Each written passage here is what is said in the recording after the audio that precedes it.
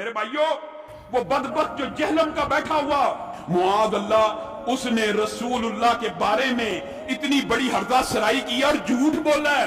اس نے کہا ہے کہ یہودی کہتے تھے کہ رسول اللہ صلی اللہ علیہ وسلم معاذ اللہ ثم معاذ اللہ، ہم یہ لفظ نہیں کہہ سکتے، کل کے چھوکرے معاذ۔ دنیا میں آنے والے ہر پیغمبر کے ساتھ اس کی قوم نے جو پہلا اعتراض کیا بنیادی وہ یہی تھا کہ ہمارے باپ دادا پاگل تھے، انہوں نے کیا داڑیاں دھوپ میں سفید کی تھی؟ کیا ان کو کچھ پتہ نہیں تھا؟ یہ کل کا چھوکرا آ کر ہمیں یہ سمجھانے لگا ہے دین، یہ کل کا چھوکرا آ کر ہمیں یہ سمجھانے لگا ہے دین، یہ کل کا چھوکرا آ کر ہمیں یہ سمجھانے لگا ہے دین۔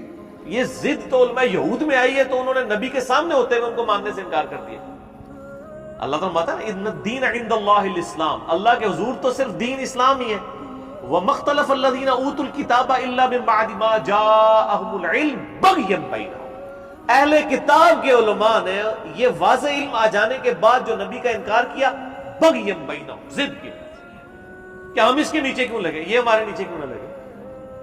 اس لیے میں کہتا ہوں مولوی اتنی پیڑی شے اللہ دے بندے ہو کہ وقت پیغمبر دی گل کوئی نہیں سنتا، تہاڈی میری کنے سننا ہے؟ یعنی علماء یہود پروفٹ کے مقابلے میں کھڑے ہوئے تھے اور انہوں نے اپنی پبلک کی مت مار دی۔ 10 یہودی بھی ایسے نہیں تھے جو آپ پہ ایمان لائے ہوں آپ کی مبارک زندگی کے اندر۔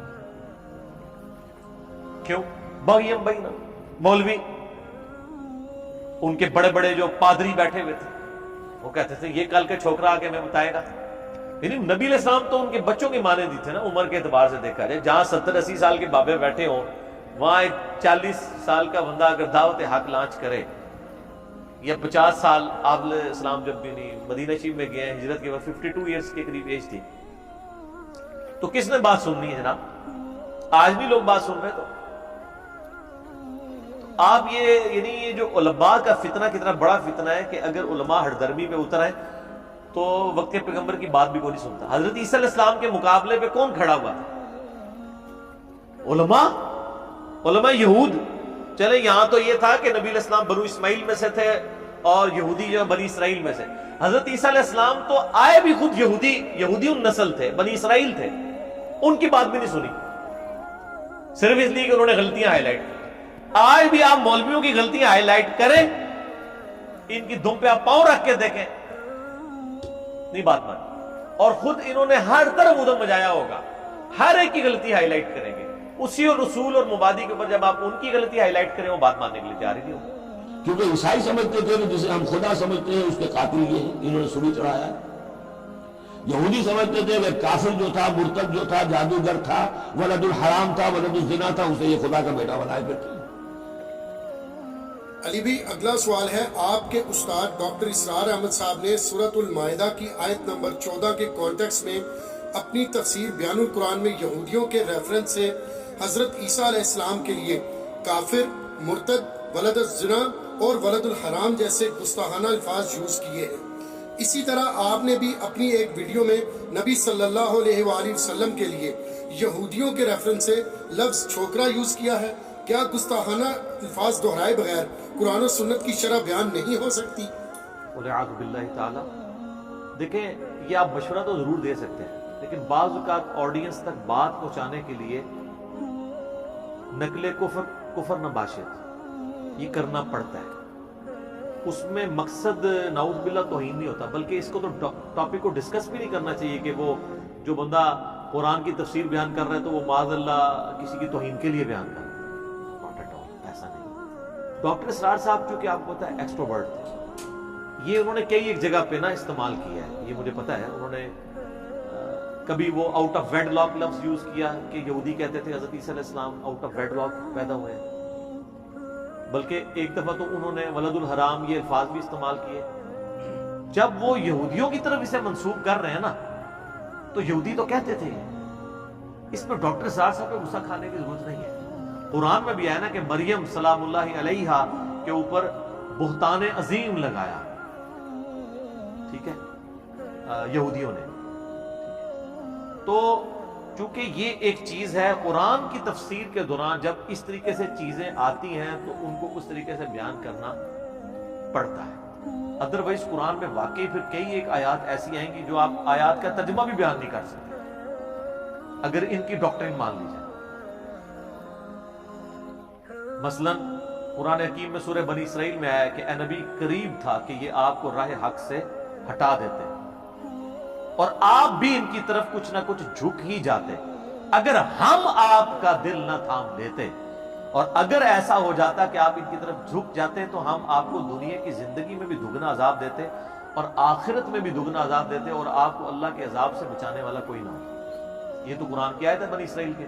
آپ کوئی شخص کہے گا کہ اس آیت کا ترجمہ کرنا یا تفسیر کرنا یا اس کو بیان کرنا حرام ہے, تو اس کا کیا مطلب ہے؟ وہ یہ کہہ رہا ہے کہ قرآن جو اللہ نے نازل کیا ہے اس قرآن کو پڑھنا حرام ہے نا. یہ کہیں گے نہیں ترجمہ نہ کرے, چلو ترجمہ نہیں کرے پھکی لے لو, پھر عربی کے کرن گے. ساڑھے کل اللہ فضل اللہ ہر طرح دعائی موجود ہے تو سے.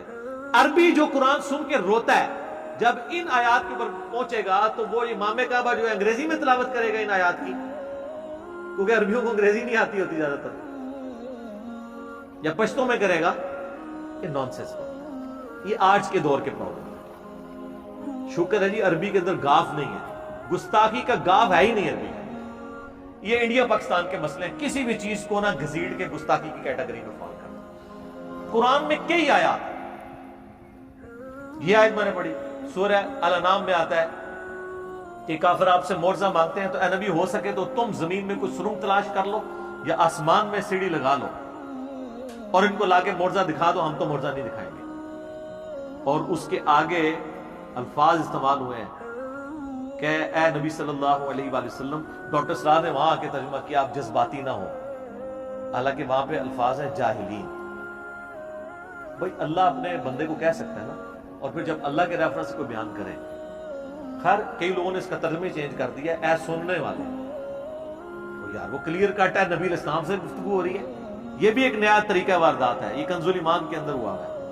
اے سننے والے, وہی سننے والے وہ ہمیں کہہ رہے ہوتے ہیں, وہ تو نبی علیہ السلام کو مخاطب کیا جا رہا ہے. ہاں بعض اوقات باقی نبی علیہ السلام کو خطاب کر کے امت کو خطاب کیا جاتا ہے, وہ پتہ چل جاتا ہے قرآن کے مزاج سے کہاں یہ. لیکن جہاں ڈائریکٹ ہے, جس طرح کہ سورہ الحاقہ کے اینڈ پہ ہے کہ اگر یہ نبی اپنی طرف سے کوئی بات منسوب کر دیں تو ہم ان کا دایاں ہاتھ پکڑ کے ان کی رگیں جہاں کاٹ دیں, اور تم میں سے کوئی ایک بھی نہیں ہے جو ان کو بچا سکے.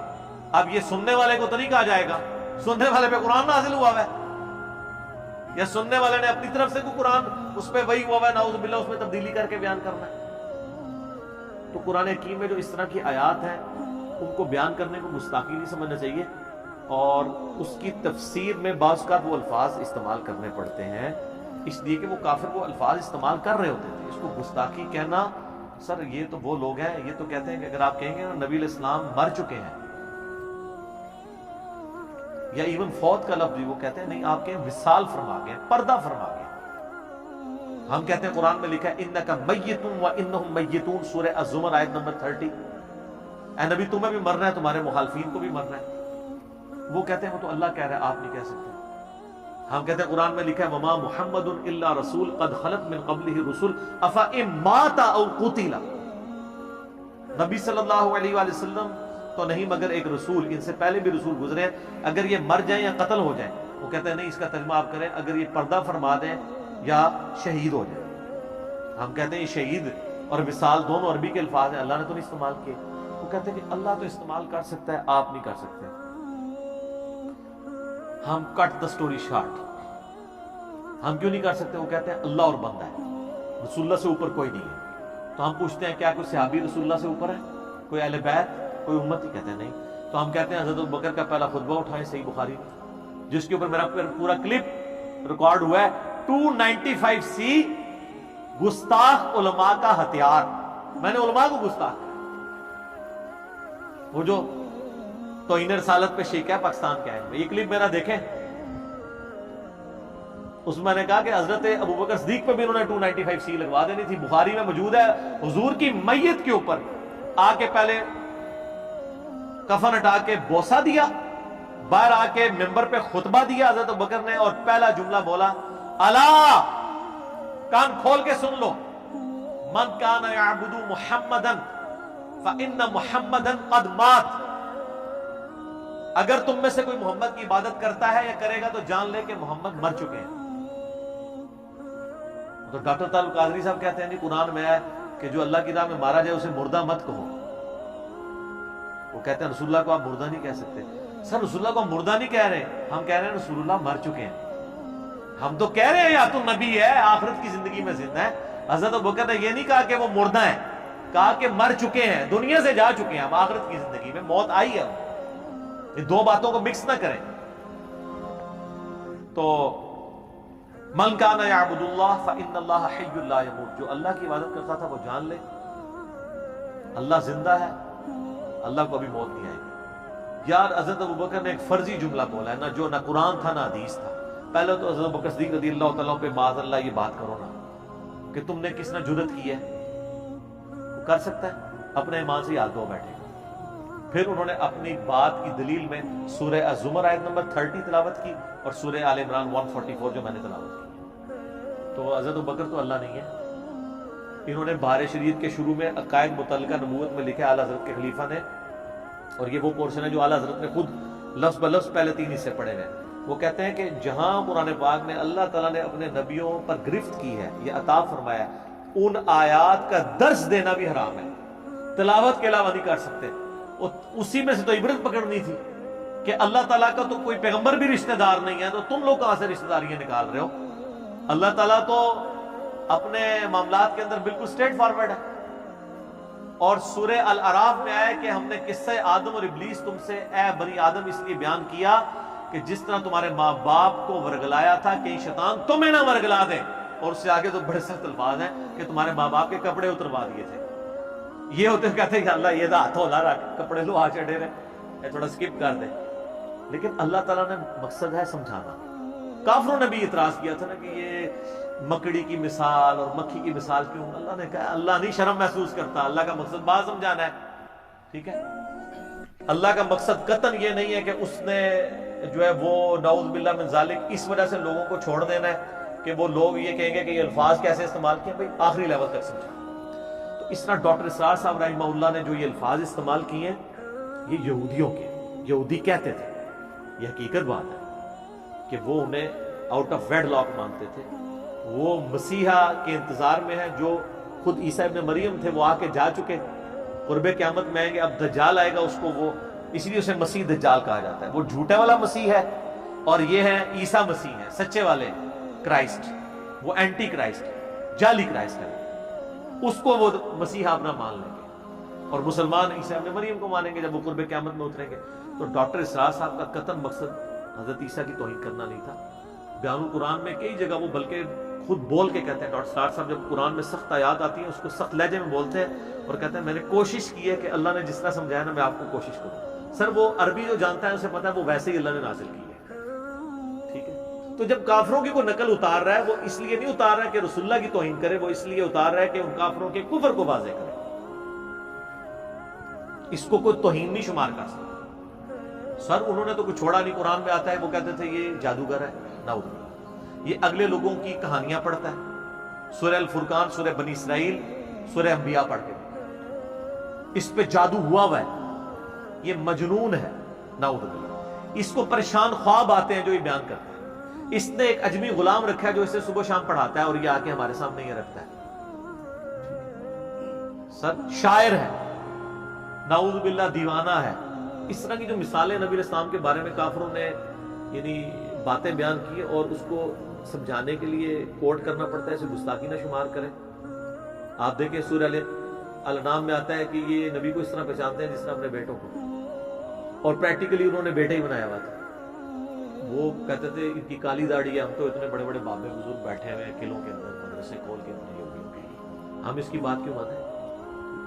اسی کانٹیکسٹ میں میں نے یہ بات کی تھی نا ایک دفعہ کہ وہ تو نبی علیہ السلام کو ایک ینگ بوائے ٹھیک ہے کے طور پہ سمجھتے تھے. وہ کہتے ہیں اس نے نبی کے لیے چھوکرا لفظ بولتے, وہ میں نے نہیں بولا, وہ بولتے تھے, وہ تو اس سے آگے بولتے تھے.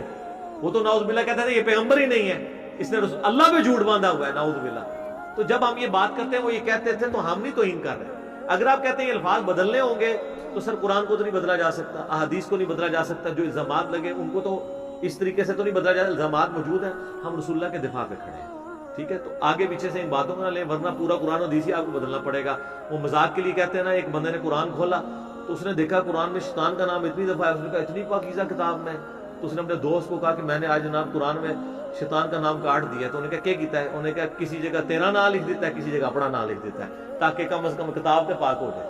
تو انہوں نے شیطان کا نام ہی کٹانے کی کوشش کرنی ہے کہ قرآن نو پاک کریے. تو قرآن میں شیطان کا نام اس لیے نہیں ہے کہ اس کی تعریف بیان ہوئی ہے, بلکہ اس لیے ہے کہ اس کی چالوں سے بچا جائے. تو اس لیے ڈاکٹر اسرار صاحب پہ اس طرح کی تہمت نہ لگائیں. باقی میرے والے سے جو تہمتیں لگاتے ہیں تو میں نے حال ہی میں ایک کلپ ریکارڈ کروا دی ہے FIR سے متعلق, اور میرے اوپر جو الزامات ہیں آؤٹ آف کانٹیکسٹ میری ویڈیوز میں. اللہ تعالیٰ سے دعا ہے جو حق بات میں نے کی اللہ تعالیٰ ہمارے دلوں میں راسخ فرمائے. سبحانک اللہم و بحمدک اشہد ان لا الہ الا انت استغفرک و اتوب الیک وما علینا الا البلاغ المبین. جزاکم